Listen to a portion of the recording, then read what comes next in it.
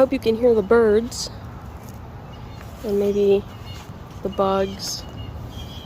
I don't know if you can hear any water sounds or not. It's quite pleasant out here. Well, good morning, Grace Harbor. This is Set Sail and our conclusion in Joshua.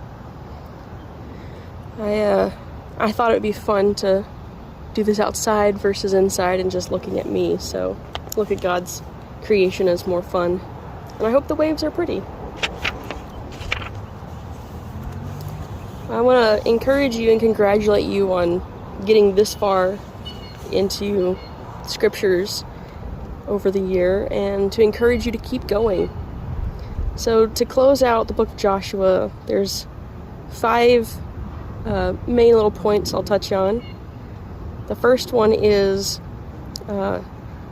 after their faithful service, the eastern tribes were permitted to return home and accept their inheritance across the Jordan.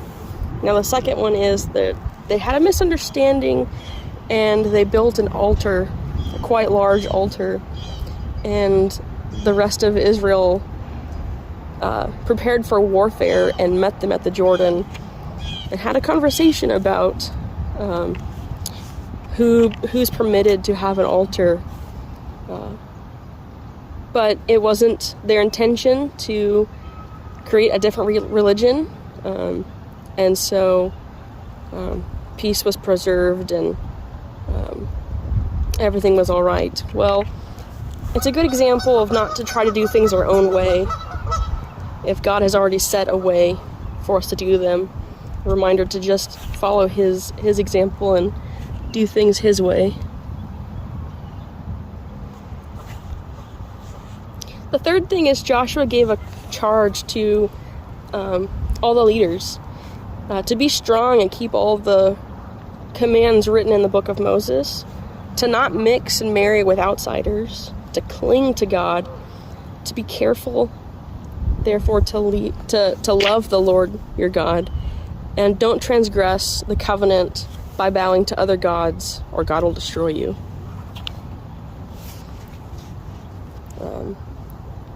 The fourth thing in the conclusion of Joshua is the review of God's providence from the moment, from being in Israel all the way forward to that moment, was such a beautiful reminder of all the things that God said he would do, and then that he did them. And the last of that was the renewal of the covenant. Now, when they did that, Joshua then asks, whom this day will you serve? Joshua commands them that God is a jealous God and they must not have other gods or idols.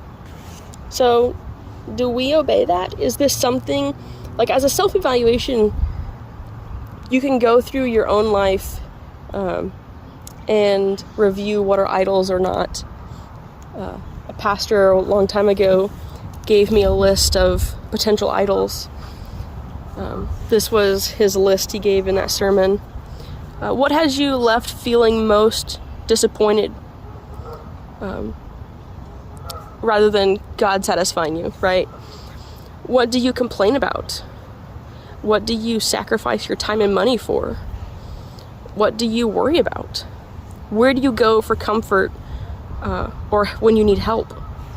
What makes you mad? And what do you dream of? And lastly, whose encouragement means the most? Now, clearly, being encouraged is not a bad thing, and it's not an idol to go to a friend for comfort.